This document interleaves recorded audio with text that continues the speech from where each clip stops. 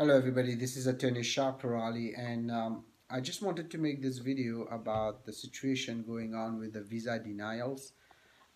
Lately I've been getting a lot of calls and consultations where visas are getting denied, H-1Bs, L-1, O visas, you name it, for various reasons. So uh, one should wonder if we are seeing also, based on those denials, a massive self-deportation that is happening, because all the candidates have to go back, and ultimately they might have to actually change their visas if they can. If they cannot change their visas, they will ultimately have to go back, which causes a situation of self-deportation.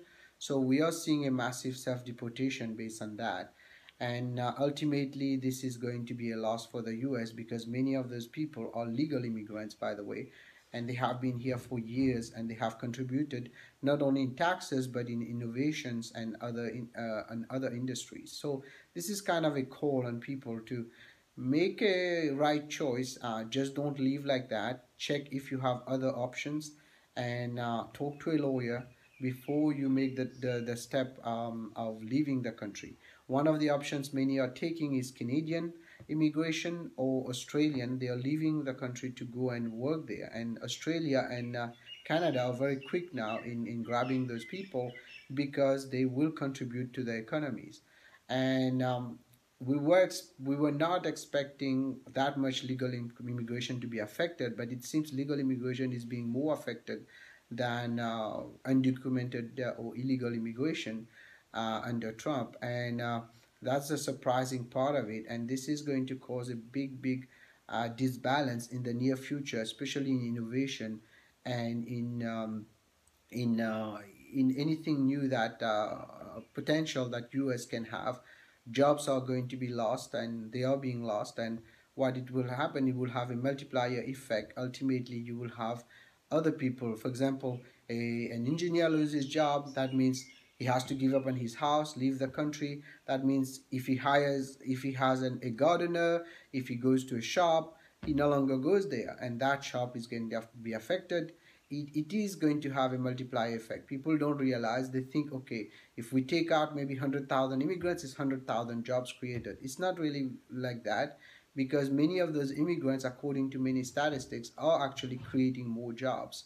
So the massive deportation, self-deportation we are going to see, and we are seeing now, is a result of those massive denials in visas and green cards. And we hope things will change in the near future. But until then, before you leave, talk to an attorney. You can call our office, 510-742-5887. We are lawyers. We have been doing this for years now. We will see if you have other options. For example, you might be eligible for U visa. U visas are for people who are victims of certain crimes. You might be eligible for an asylum if your life is in danger going back home. You might be eligible, for example, on a family petition, marriage to a US citizen, etc., which you don't know, but you might be able to look into those options. And some people might be eligible for EB1, by the way.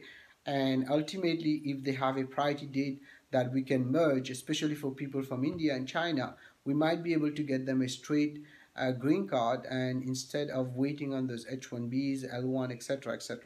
So bottom line, massive self-deportation, massive denials.